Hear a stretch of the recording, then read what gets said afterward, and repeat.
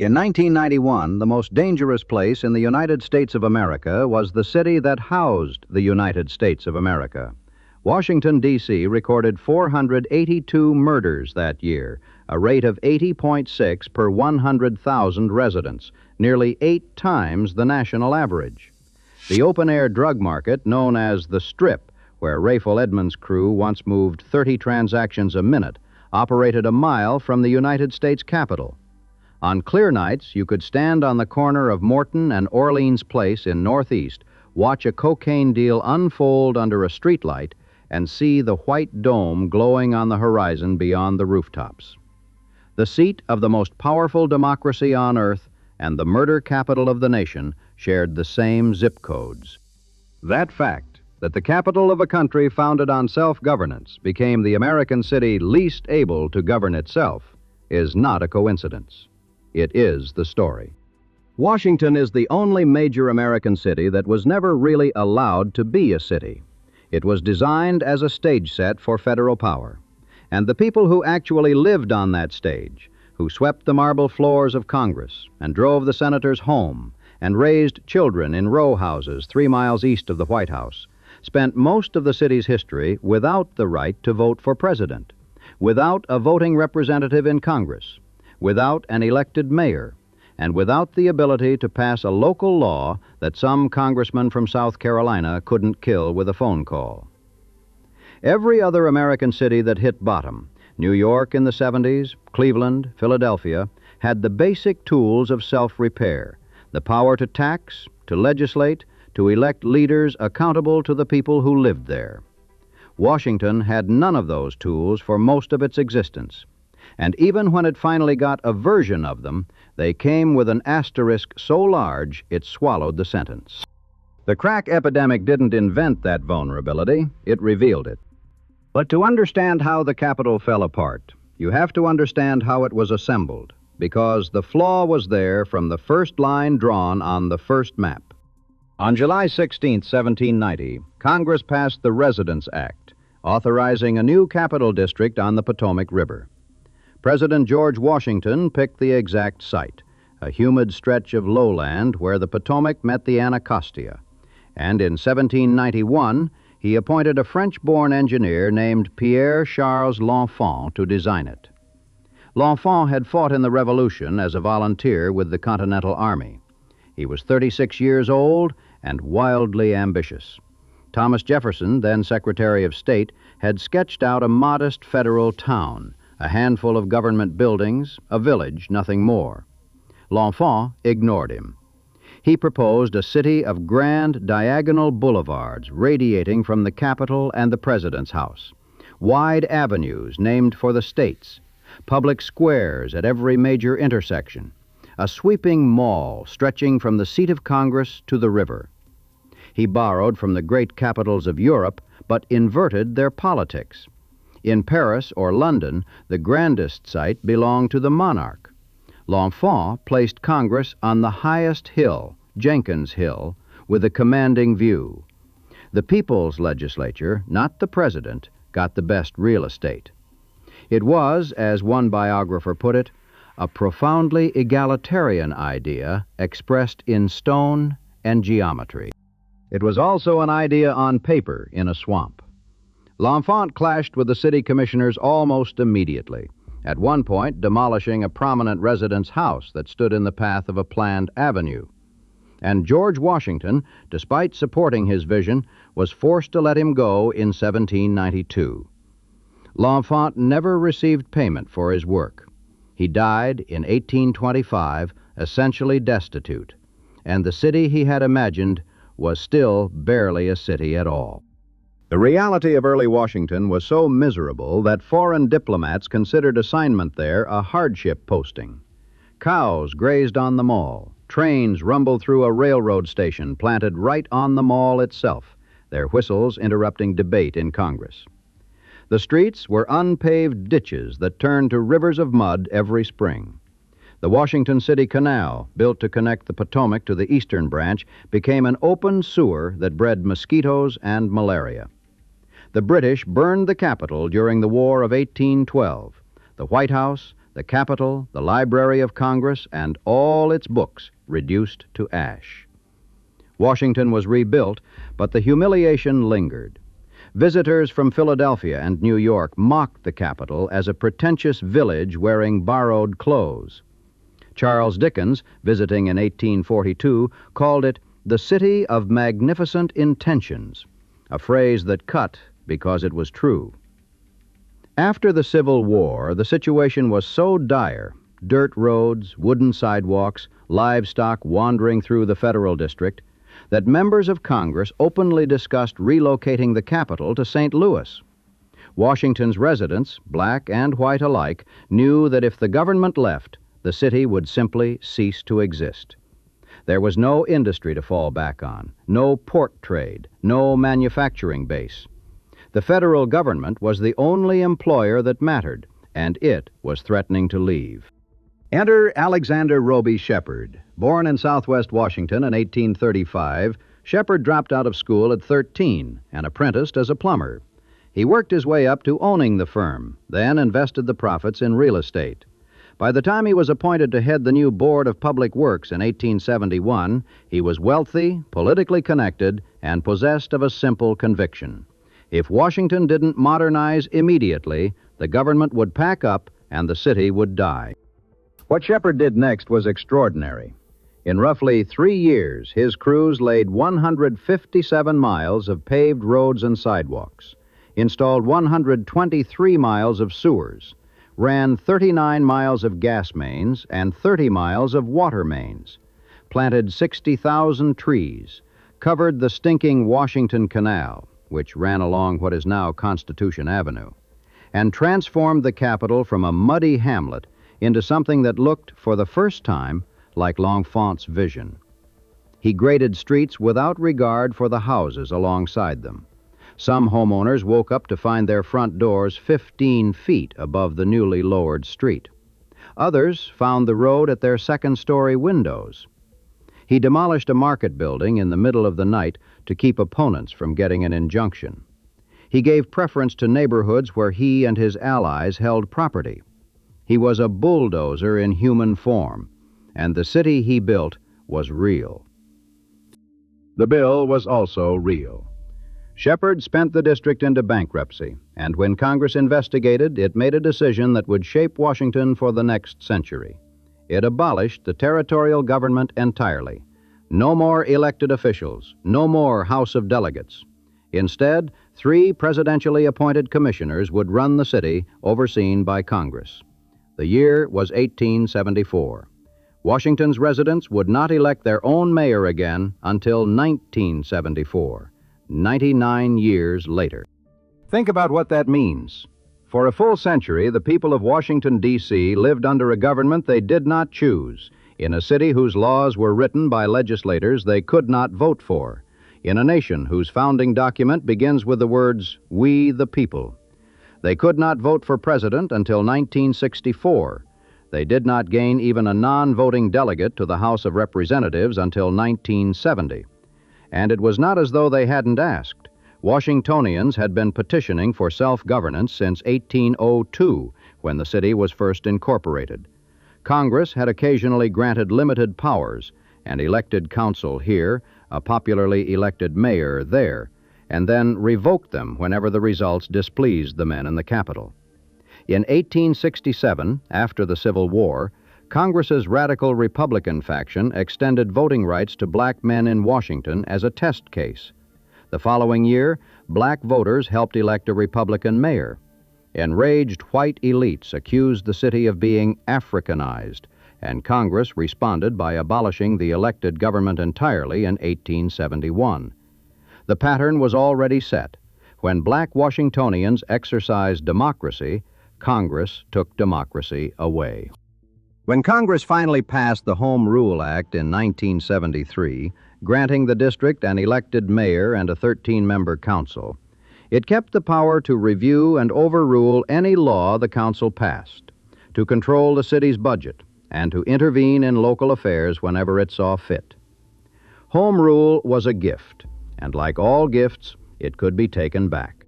By then, the city that Congress governed so jealously had become one of the most important black metropolises in America. The Great Migration had been bringing African Americans north since the early 20th century, and Washington's federal government offered something rare: stable employment that didn't depend on a factory owner's goodwill.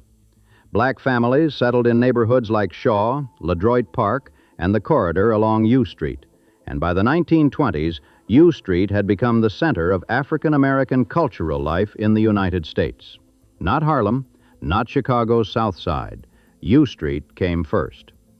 They called it Black Broadway, and the name was earned. The Howard Theater opened in 1910, predating Harlem's Apollo by more than 2 decades. It was one of the first major theaters in the country built specifically for black audiences and performers. The Lincoln Theater followed in 1922. Crystal Caverns, a jazz club tucked in the basement of a drugstore at 2001 11th Street, hosted performances by Duke Ellington, Miles Davis, John Coltrane, and Billie Holiday. By 1920, more than 300 black-owned businesses operated along U Street and its side streets. Restaurants, barbershops, law offices, a printing press that churned out 30,000 copies a day of the Washington Tribune, the city's major black newspaper. Industrial Bank, founded in 1934 by 9 black businessmen, provided loans to families and entrepreneurs who couldn't borrow from white-owned institutions. The Whitelaw Hotel at 13th and T, built in 1919 by John Whitelaw Lewis, offered black travelers the kind of accommodation that segregation denied them at every other hotel in the city. A guest register from May 1935 shows that Duke Ellington stayed 3 nights. Ellington himself had grown up a block from U Street at 1805 13th Street Northwest. He took piano lessons from a neighbor, haunted the clubs as a teenager, dropped out of high school, and began building the reputation that would follow him to Harlem's Cotton Club and then around the world.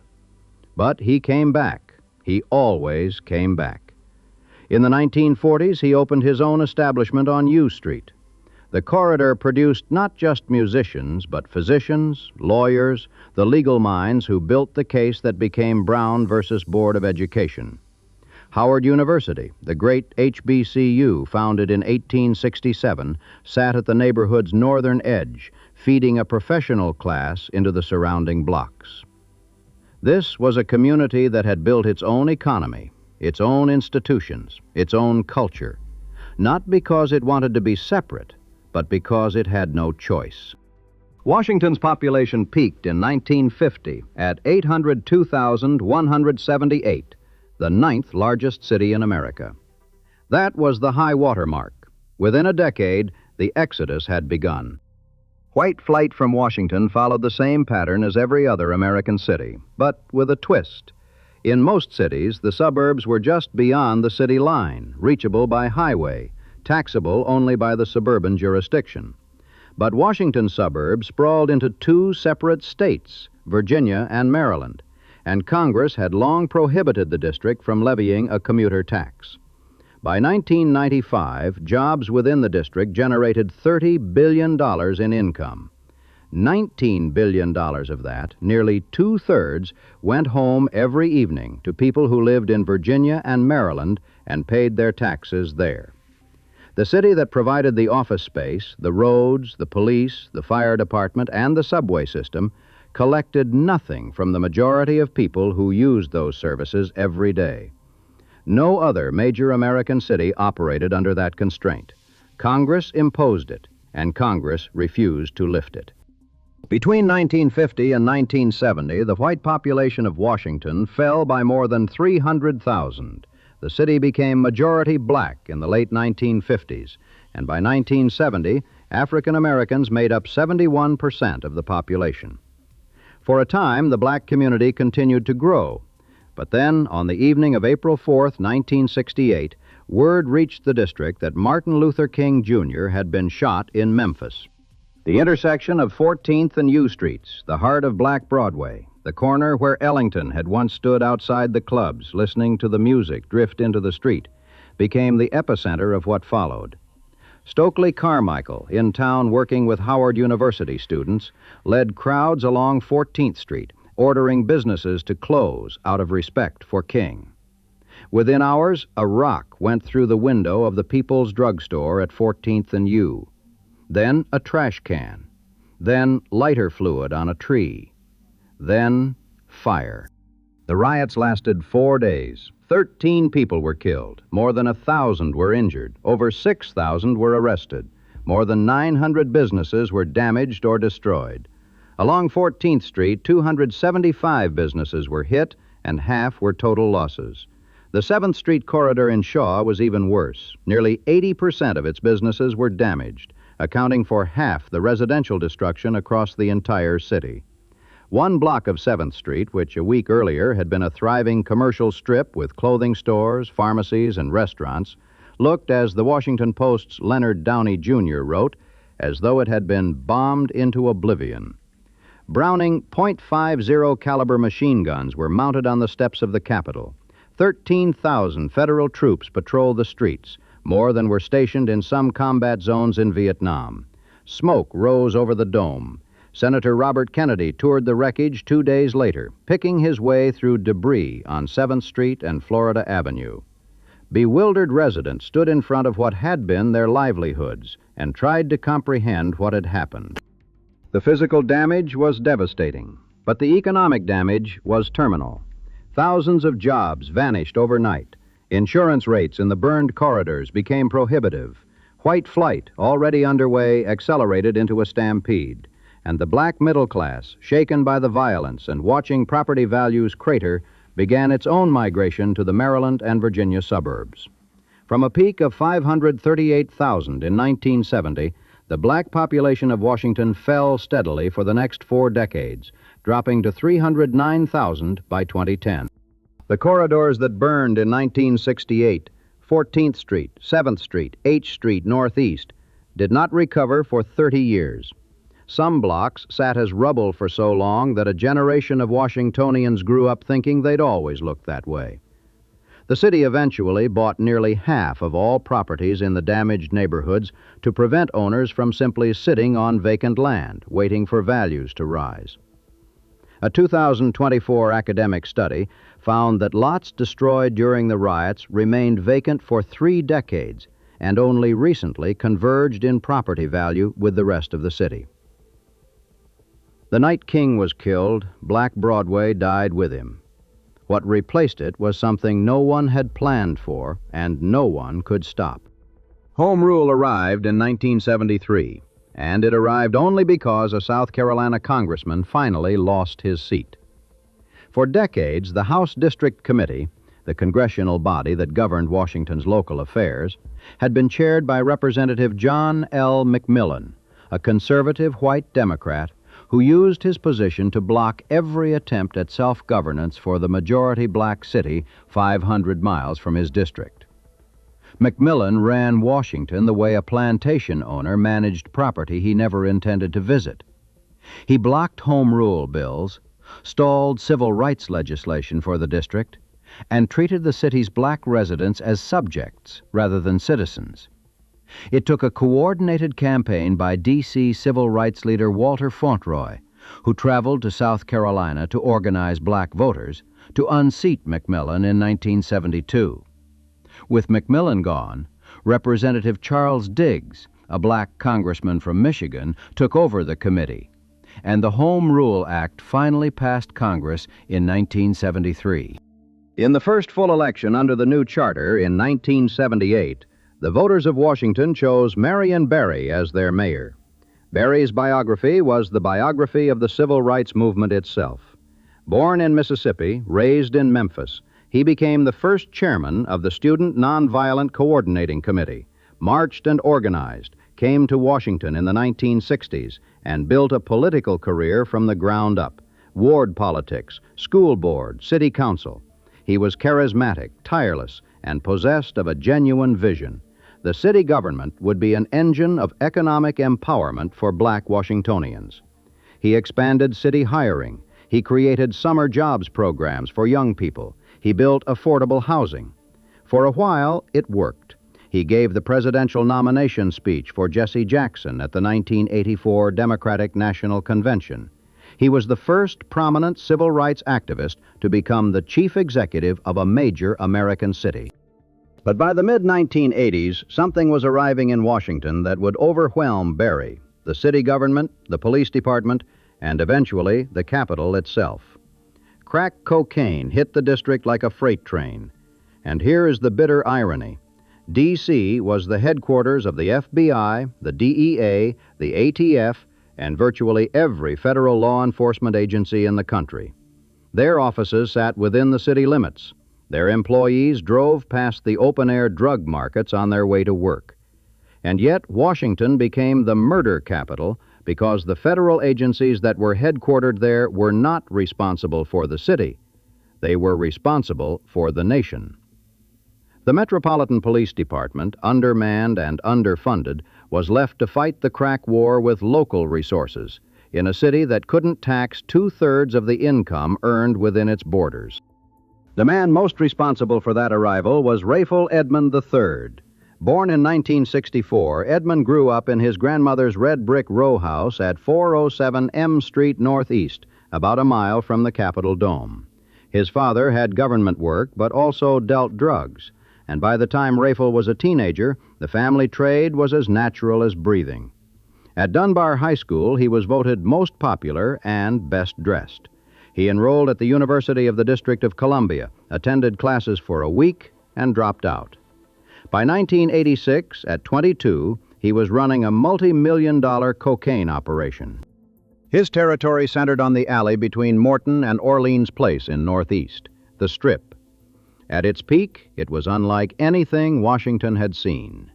Edmond's organization numbered more than 150 people, operating in 3 rotating shifts. According to the Washington Post's investigation, his crew brought as much as 1,700 pounds of Colombian cocaine into the city each month. On the busiest nights, his dealers completed 30 transactions a minute. A woman who later testified for the government remembered selling $25,000 worth of cocaine on the Strip in just 2 hours. Demand was so intense that buyers driving in from the suburbs created traffic jams on the surrounding streets, actual gridlock caused by the volume of people trying to buy crack. The city had to send police just to manage the car traffic. Edmond made roughly $2 million a week. He wore custom-tailored silk suits and multi-carat diamond jewelry. He sat courtside at Georgetown Hoyas basketball games with an entourage, befriending players. When head coach John Thompson, himself a D.C. native, found out, he summoned Edmond to his office at McDonough Gymnasium and told him bluntly to stay away from his players.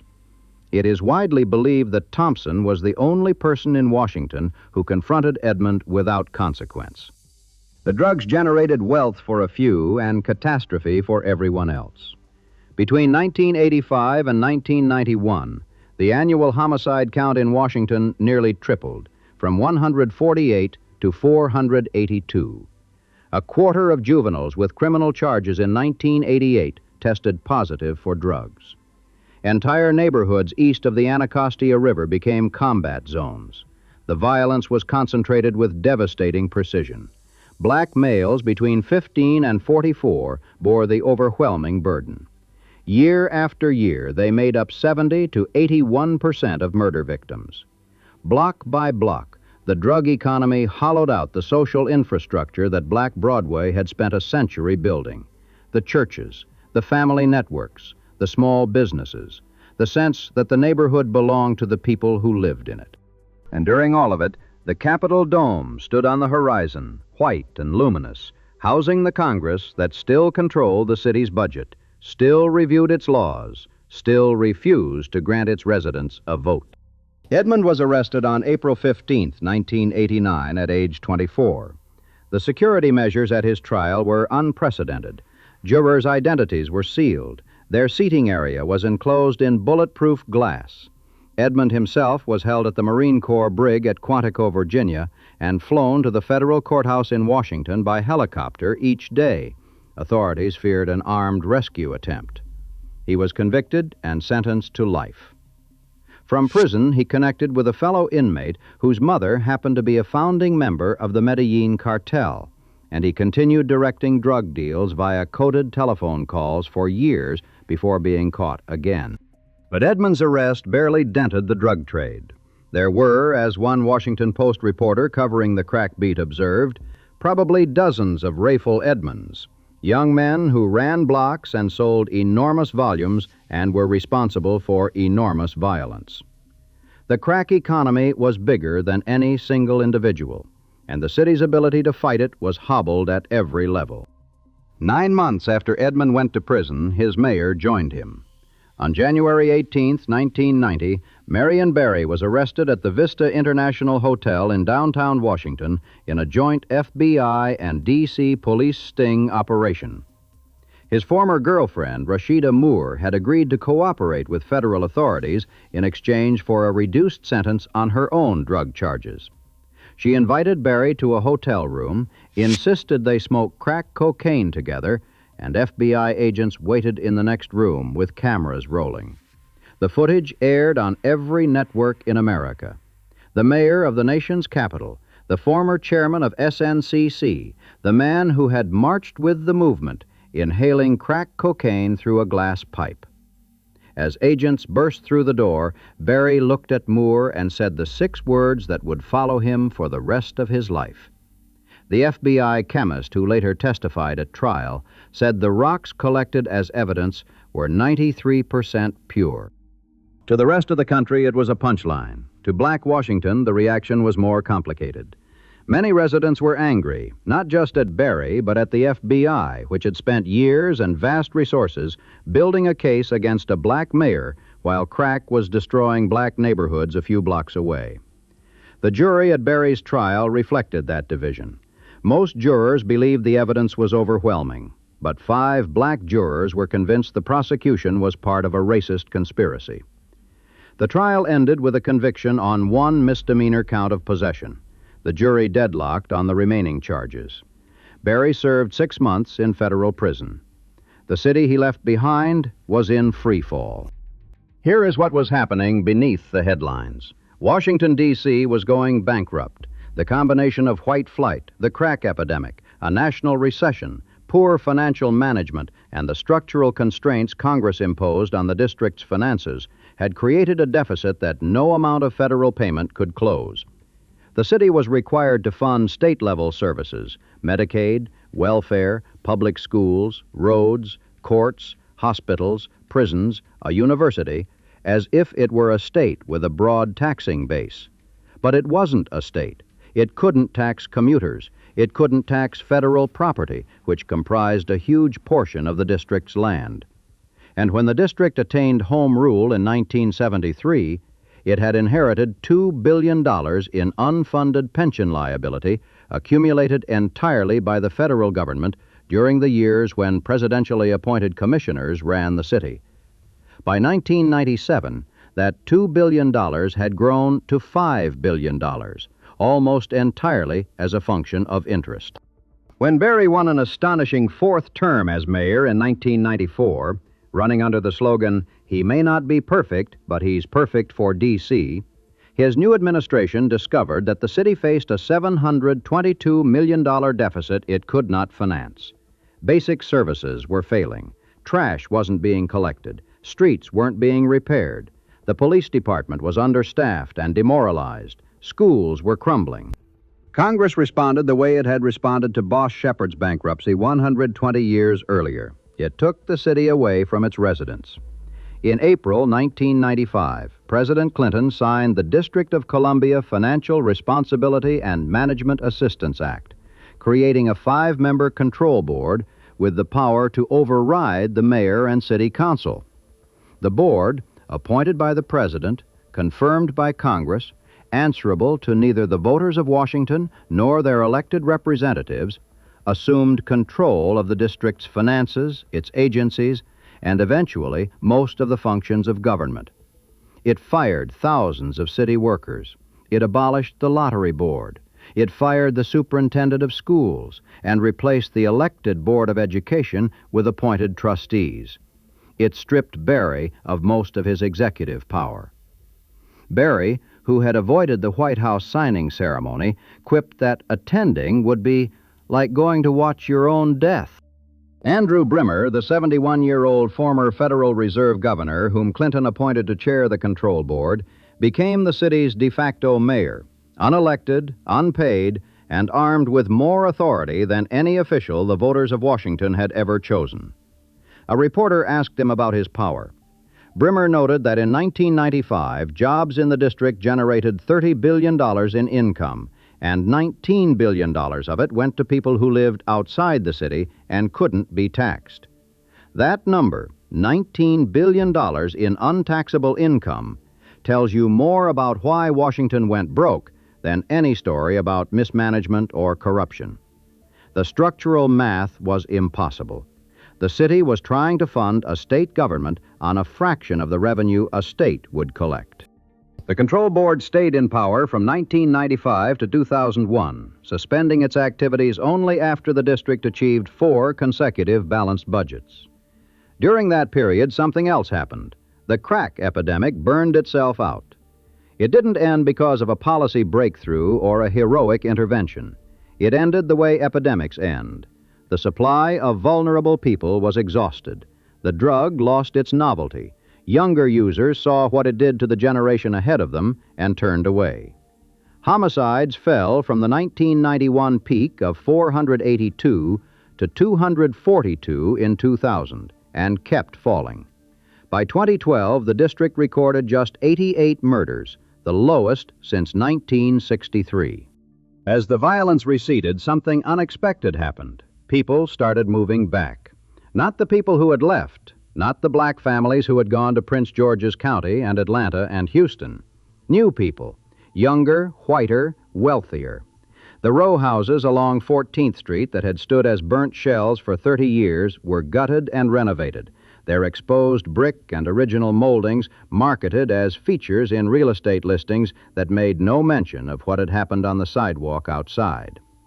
The U Street corridor, where the People's Drugstore window had shattered on the night King was killed, filled with wine bars and boutique fitness studios and luxury apartment buildings with names like the Ellington and the Vaughn, a half-hearted nod to the jazz history that the new residents had displaced. Between 2000 and 2010, the white population of Washington increased by nearly 50,000. The black population continued to decline. In 2011, for the first time in more than 50 years, African Americans dropped below 50% of the city's population. The neighborhood around U Street, which in 2000 had been roughly 60% black and 20% white, had reversed those numbers by 2010. The city's bond rating climbed from junk to AAA. Property values soared. The tax base stabilized.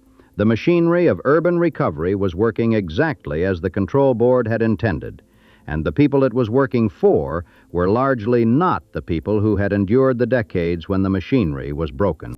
If you stand today at the corner of 14th and U Streets Northwest, the exact spot where the 1968 riots began, where Stokely Carmichael demanded that businesses close, where Black Broadway burned, you will find a Lululemon and a Soul Cycle and a CVS pharmacy occupying the ground where the People's Drugstore once stood.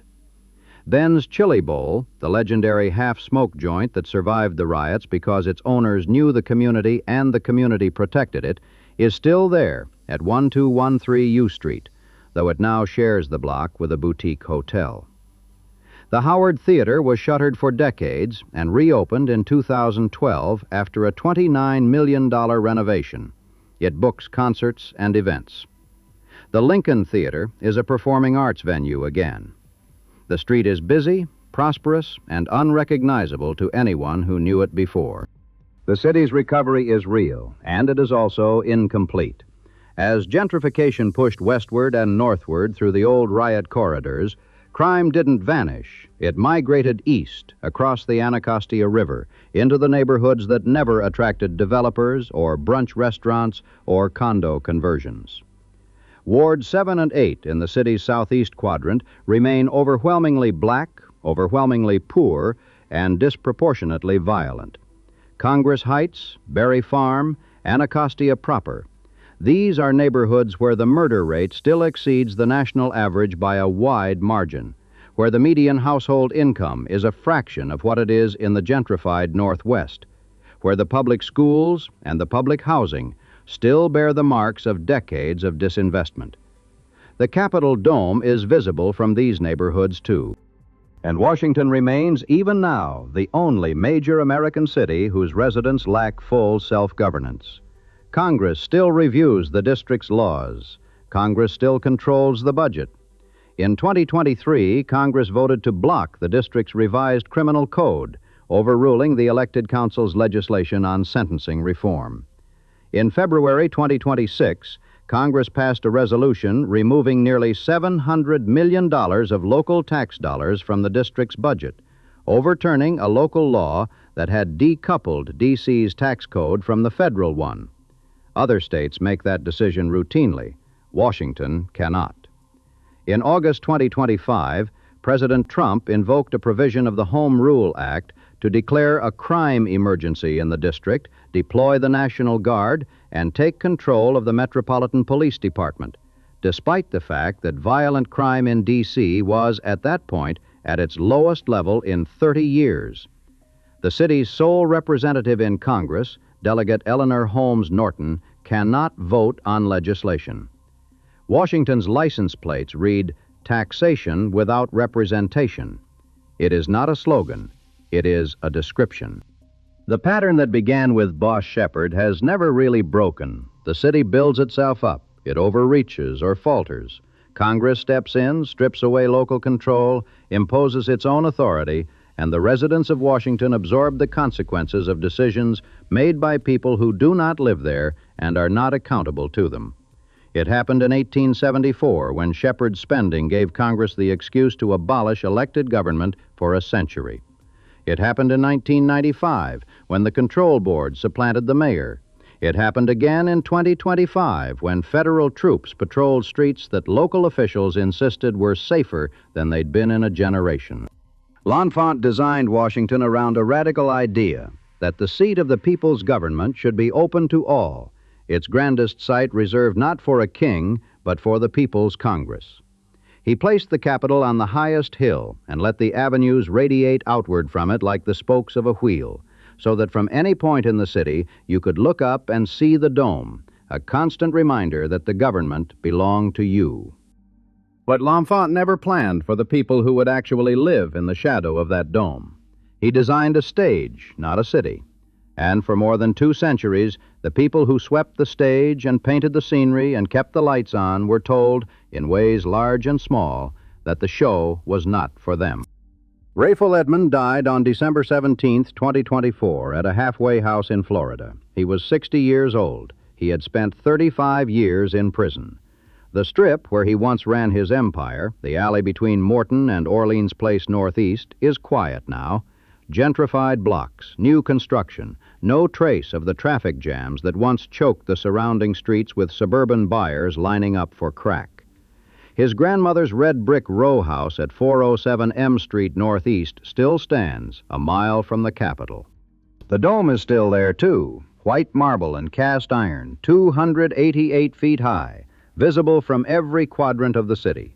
It looks the same from the rooftop bars of the new U Street as it does from the porches of Congress Heights. It was beautiful in 1863 when Lincoln insisted on finishing its construction during the Civil War as a sign that the Union would endure. It was beautiful in 1968 with smoke from the riots drifting across it. It was beautiful in 1991 when 482 people were murdered in its jurisdiction. It is beautiful now.